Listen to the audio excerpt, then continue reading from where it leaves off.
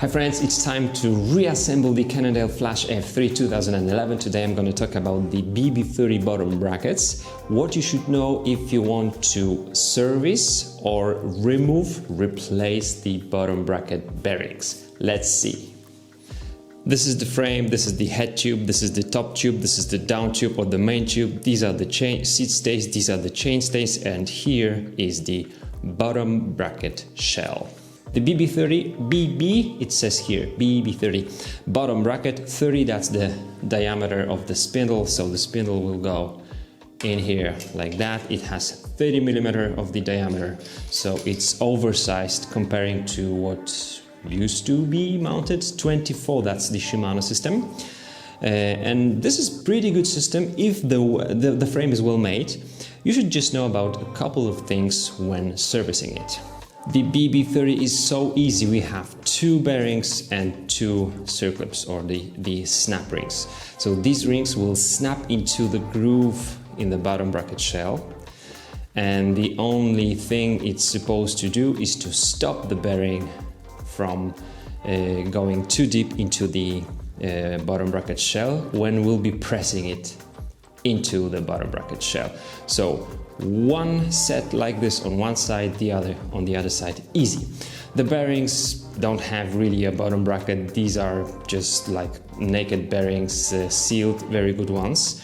People are complaining about BB30 maybe when somebody has replaced BB30 and left some dirt here in the shell, or has not pressed those exactly into place. Then if they are not parallel, there's some problem. There will be some squeaking, some different like weird noises. I have never ever had problems with the BB30 bottom brackets, both on the alloy and carbon frames.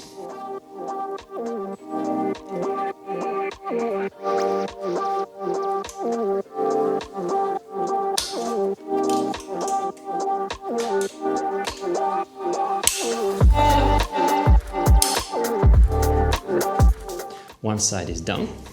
You see this groove here? First off, it needs to be absolutely clean, and secondly, you want to have 100%, you want to be 100% sure that the whole ring will snap into it.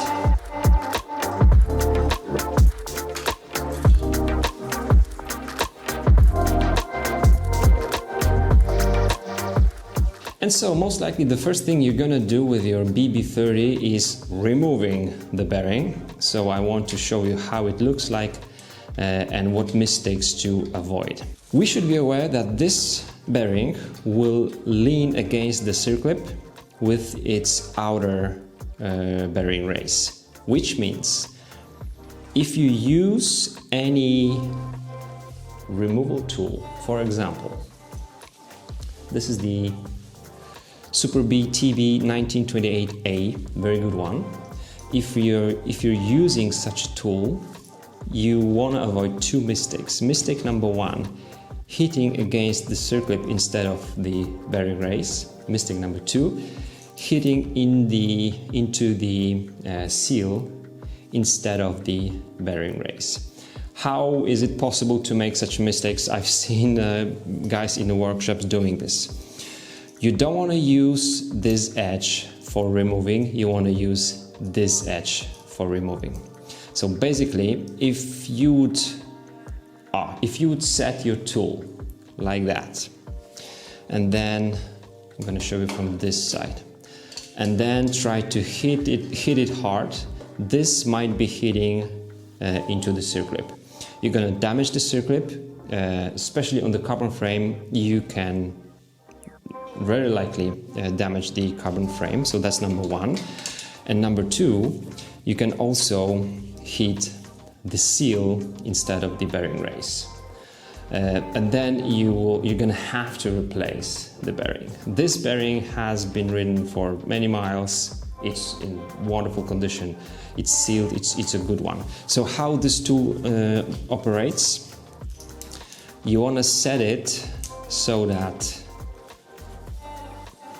it will look like this. Do we have? Yeah, we have a nice look right now. You see? And now we are hitting with the hammer here, the mallet. Might be like plastic or rubber thing. You don't need to use a lot of force unless somebody has assembled it not correctly. So maybe it will be not really parallel to the other one. You might want to gently move it and just tap it out a little bit, making sure that you won't damage anything. So in this way, you're not going to damage the bearing, you're not going to damage the circlip. Just be aware that if you want to reuse the bearing, you are hitting now on the inner race. So there will be some tension between the inner and outer race. Just do it gently. Normally, you don't need to use a lot of force here. There might be some problems with the carbon frame. Somebody has put a lot of grease, it's swollen and so, but just be really gentle with this one. You might want to save yourself with the tool which is not really designed for it, which is the removal tool for the headset bearings. You can use it. Just make sure that you are hitting in the races, not the seal, not the circlip. You might want to consider in such a case removing the circlip before you remove the bearing, or at least like removing it from the groove and maybe pushing it a little bit into the center of the bottom bracket. Maybe. That's if you really have to save yourself. There's also another tool which I don't have. It's something like, it will work like this. It goes inside and then you pull the bearing out. It's even better because you don't use the hammer, you just screw it out. It's a very good one, but I have never had problems with the bearings, so it was really easy to tap those out of the bottom bracket shell.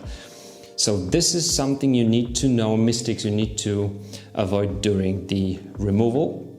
Now we're going to put it back. This is the alloy frame, so I'm going to use a little bit of grease here.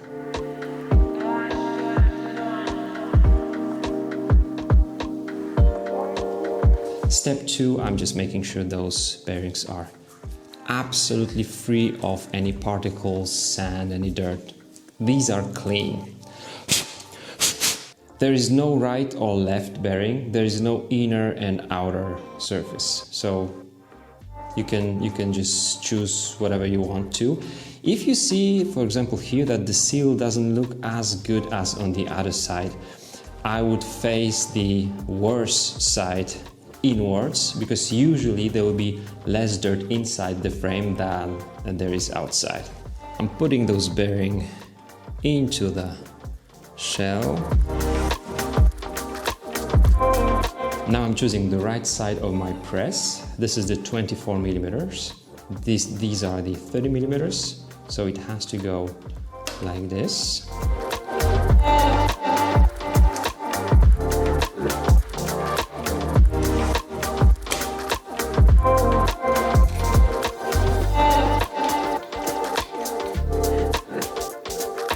And now, no rush.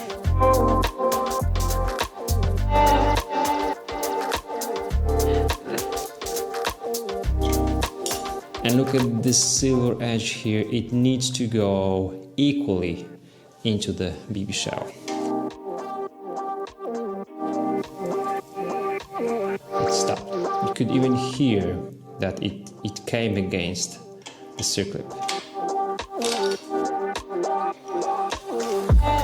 Sits nicely.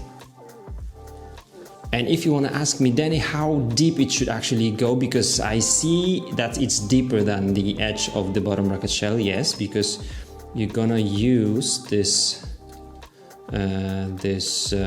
seal. Actually, this is like a metal seal, which will be put onto the spindle of the crankset, and then with the seal is almost like evenly surfaced with the edge of your bottom bracket shell. Or if you want me to measure it for you, it's 2 millimeters and a little bit.